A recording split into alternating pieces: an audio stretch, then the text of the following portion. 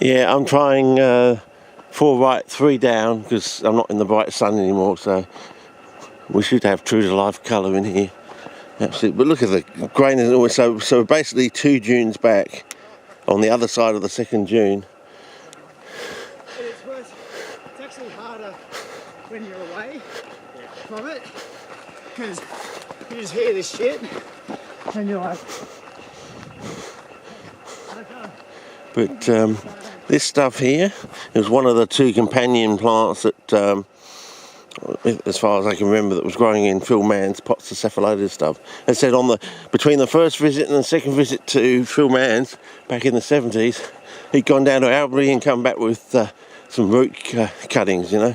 He gave me a couple of root cuttings sort of thing. He had a permit for it, of course, because he worked in the tenant gardens, so, you know. So they do grow back from the roots. So I think that big patch on the other side of the Coal Mine Beach holiday village, I think it's been burnt.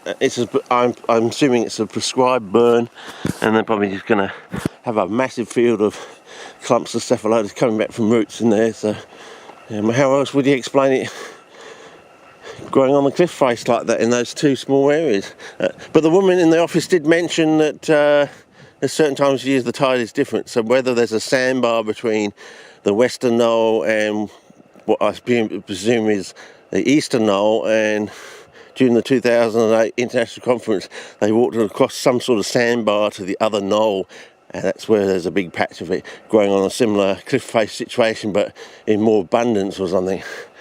Maybe that's the joke, because if I notice that they never seem to show the ocean from those shots of Greg Burke, you know, on with his tripod closing in on the cephalotus on the cliff face. So I'm thinking, unless he's actually got his tripod in the water, how could they not show the ocean sort of thing?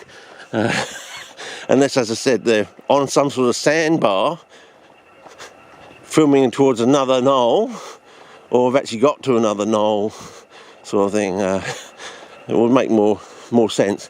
But yeah, I wouldn't be surprised there's something in there. But you'd have to risk your life against the dugites and the tiger snakes without any boots at this time of year now. As I said, the bloke in the office of the dugites, he's seen the dugites have started waking up, so next comes the tiger snakes. I think they call them tiger not just because of the way they look, because they go for you they pounce on you, or they go after you.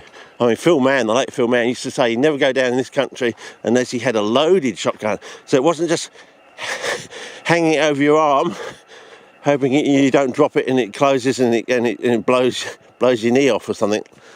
Like my mate in England, when I went on that student exchange, we had someone had blown half his face off by that. He had it'd fallen off and it closed itself and gone off. Yeah, I still remember you, don't forget. Don't think I haven't forgotten. But he used to go, and every time he came across a tiger snake, he would fire at it. He said it was a case of, oh, here we go, we can go between the second. I'm gas bagging too much, fellas, I know.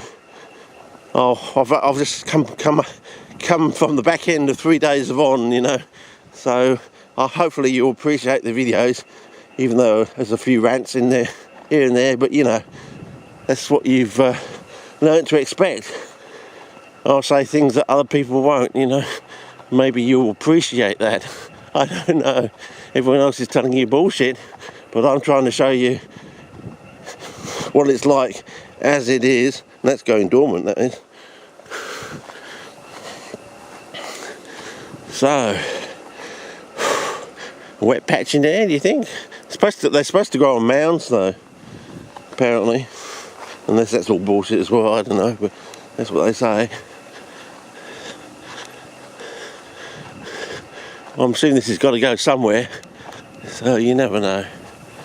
And if it gets wetter, well, I'll pay more attention.